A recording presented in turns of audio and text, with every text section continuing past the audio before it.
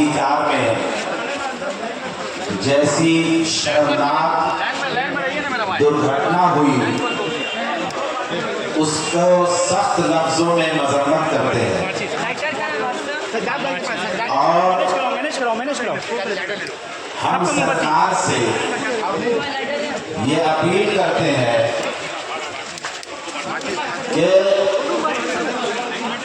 जो उस दुर्घटना में जिनकी जान गई है उन्हें इंसाफ मिलनी चाहिए और मुजरिम को फांसी होनी चाहिए। इस दुर्घटना की सख्त लफ्जों में मजम्मत करते हैं और वार्ड 43 के काउंसलर और अवाम जो इस वक्त एहतजाज कर रहे हैं सबका हम शुक्रिया अदा करते हैं। और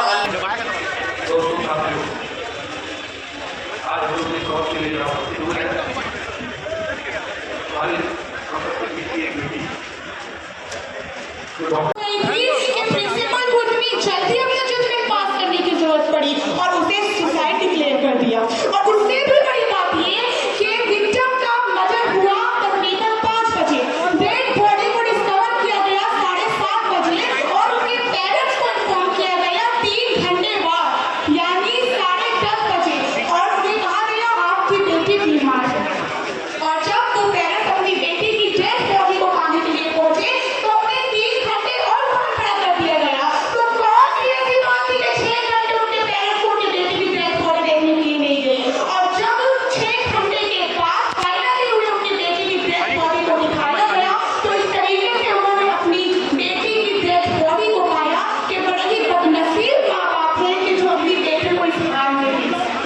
मेरे पास कुछ सवाल है इंडिया की गवर्नमेंट के लिए कि जिस इतने बड़े कारनामे को आप लोगों ने सुसाइड का नाम दिया, ऐसी हालत थी कि कोई भी देख कर बता देता कि ये court blooded murder and rape case था, लेकिन उसे भी सुसाइड डिक्लेयर कर दिया गया और कैदी को पकड़ा गया संजय रॉय को, जो ऐसा था कि उसकी पास किसी को देखा जाए तो इस इंसिडेंट से कुछ ही दिनों पहले एक औरत ने उसके नाम की रिपोर्ट दर्ज करवाई थी कि ये मुझे परेशान करता है। और उससे भी पहले सेफ हॉस्पिटल की एक डॉक्टर लेडी ने लाल बाजार पुलिस स्टेशन में जाके डायरी दी थी कि ये मुझे टॉर्चर करता है, इसने प्रिस्क्रिप्शन के जरिए मेरा नंबर चुराया और मुझसे कहता है कि तुम मुझसे मिलने के लिए आओ और इसे सिविक वॉलंटियर बना दिया गया। तो क्या ऐसे गवर्नमेंट पोस्ट के लिए बैकग्राउंड चेक नहीं किया जाता?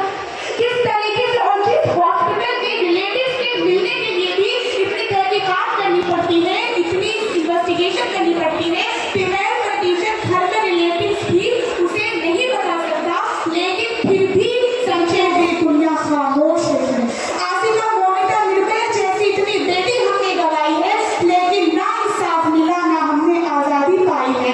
लेकिन बस अब और नहीं, मर्दों का कोई जोर नहीं, कान खोल के सुन लो बेटी भारत की कमजोर नहीं। मीडिया पुलिस हुकूमत से हमको इंसाफ पाना है, मीडिया पुलिस हुकूमत से हमको इंसाफ पाना है, जिसने जुल्म किया है उसको फांसी तक ले जाना है। Thank you.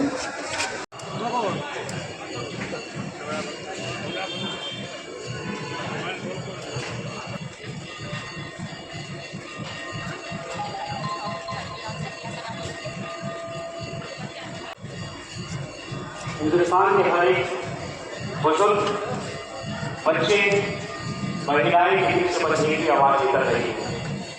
ये जो घटना घटा है आरजीकर हॉस्पिटल में, ये दर्दनाक घटना हम सबों के पीछे यही आवाज, यही पुकार और यही दुआ निकल रही है कि जिस दरिंदे ने भी इस तरीके का काम किया है। If you cannot raise your voice, then hate it in your heart, and whosoever does it has the least of faith. मैं यहाँ आई हूँ अपने प्रॉफेट मोहम्मद सल्लल्लाहु अलैहि वसल्लम की बात पर अमल करने। ये जो इनजस्टिस हमारी बहन के साथ हुआ है आरजीकर हॉस्पिटल में, इसके खिलाफ अपनी आवाज उठाने। We women want to serve our country by becoming doctors, nurses, teachers, engineers, IAS officers and more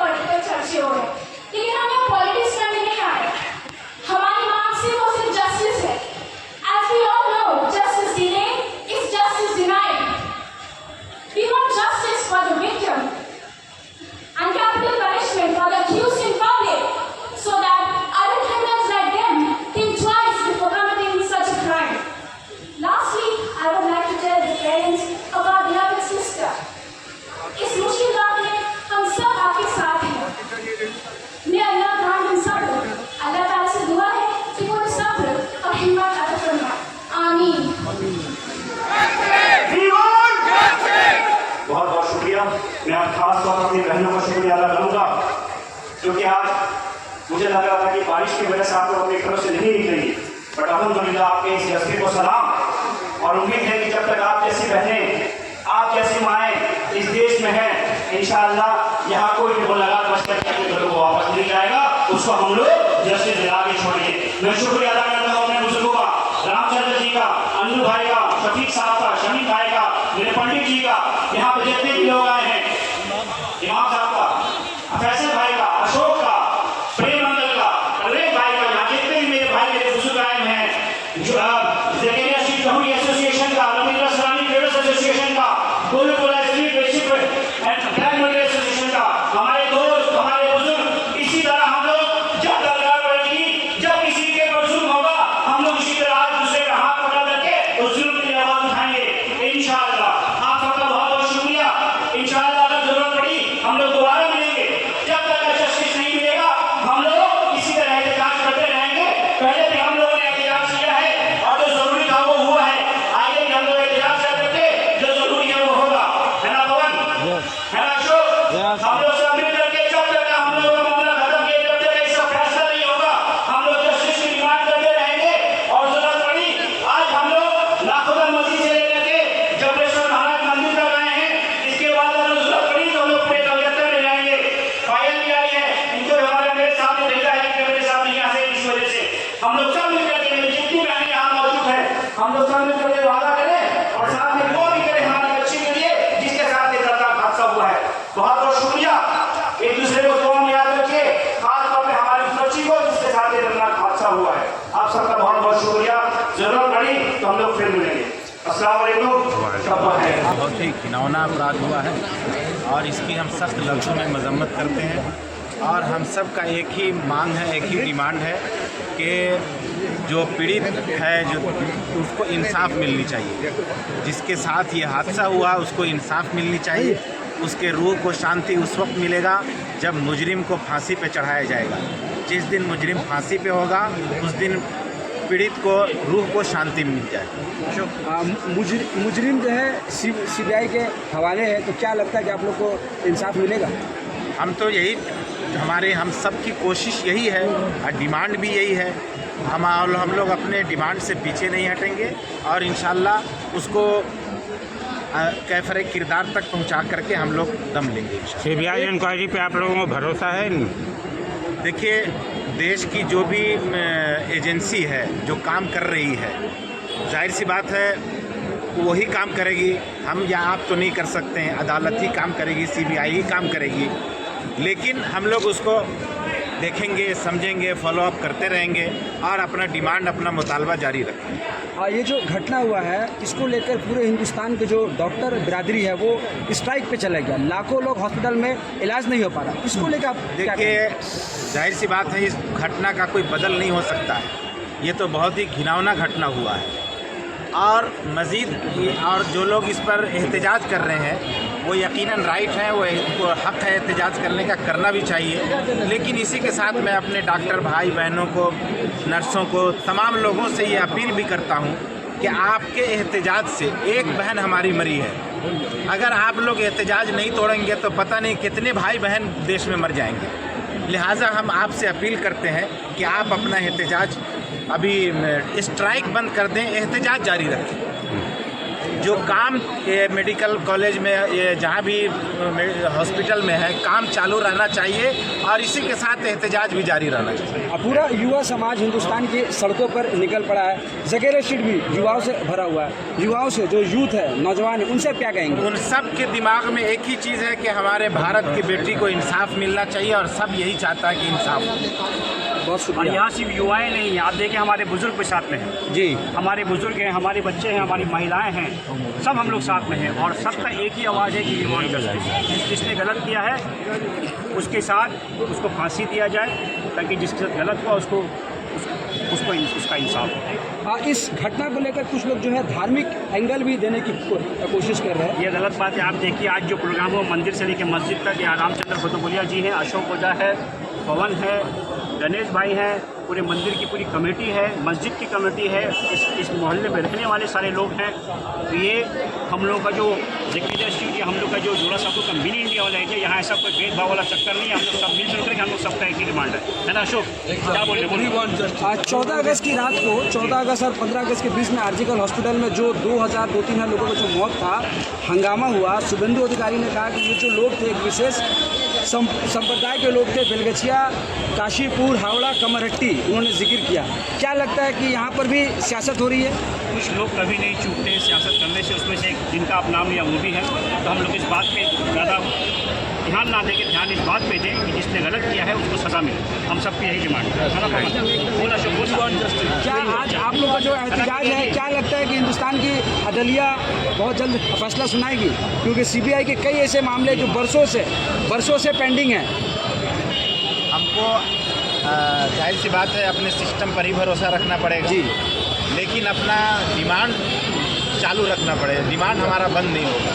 हम अपने कानूनी सिस्टम को से अपील करते हैं कि जल्द से जल्द उसको सज़ा हो, ताकि आवाम को भी सुकून मिले और आवाम का अदलिया पर भरोसा मजबूत हो जाए।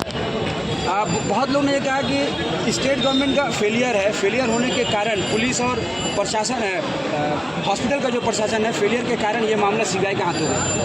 देखिए, ये तो कौन क्या कह रहे हैं उसका हमको लेना देना नहीं है। इसमें बहुत सी बातें जो है वो सियासत भी हो रही है, जो अभी आपने कहा है जी। हम उस तरफ नहीं जाएंगे। हम बस चाहते हैं कि भारत की बेटी को इंसाफ मिले और मुजरिम को सज़ा मिले। मस्जिद से मंदिर को आज अपने एक एहतजाज के जरिए जोड़ा है। आने वाले दिनों में क्या करेंगे आप? हम लोग जुड़े हुए हैं और जुड़े हुए रहेंगे। जब इस तरीके का माहौल आएगा हम लोग सब मिलजुल करके, आप देखिए हमारे बुजुर्ग दोनों साथ में, इमाम साहब और रामचंद्र बुजुर्ग दोनों साथ में हैं। हम लोग उनके सरपरस्ती में जो उन लोग हुक्म देंगे हम लोग करेंगे, करते आए, आगे भी करेंगे। बहुत शुक्रिया। आप क्या कहेंगे आज का जो ह्यूमन चेन? यहाँ चकरिया स्ट्रीट में कोई भी बंदा ये नहीं कह सकता कि हम लोग दो हैं। यहाँ पर हम लोग, मंदिर और मस्जिद एक मिसाल है। मंदिर पर जब भी कोई प्रोग्राम होता है हमको ये नहीं महसूस होता है कि हम कहीं चकरिया स्ट्रीट में हैं। इतना अपना आपसी सौहार्दपूर्ण वातावरण है और जितना है यहाँ, ऐसा उदाहरण शायद आपको इंडिया में कहीं नहीं मिलेगा। बहुत शुक्रिया अशोक जी। और क्या कहेंगे आज के इस ह्यूमन चेन को लेकर? ये है और सियासत का रूप का रंग दिया जा रहा है, वो ना हो तो बढ़िया है और जितनी जल्दी न्याय मिले। पूरा जकीरिया स्ट्रीट सड़कों पर हाथ में मोमबत्ती लिए, क्या कहेंगे? सब डिमांड जस्टिस हम लोग चाहते हैं और इसमें हमारी मुख्यमंत्री ममता बनर्जी ने सबसे पहले ही कहा, जिस दिन ये मामला हुआ उसके बाद में उन्होंने कहा कि जल्द से जल्द कातिल को सज़ा दिया जाएगा और स्टेट गवर्नमेंट का पूरा फुल्ली कॉपरेशन हो रहा सीबीआई के साथ। देख लिया ठीक है। डिमांड है कि ये जो भी किया है जल्द पकड़ा जाए, तो सीबीआई पकड़े कि हमारा स्टेट गवर्नमेंट पकड़े, जो भी पकड़े, लेकिन ये मामला एक हफ्ते के ऊपर हो गया है। जितना जल्दी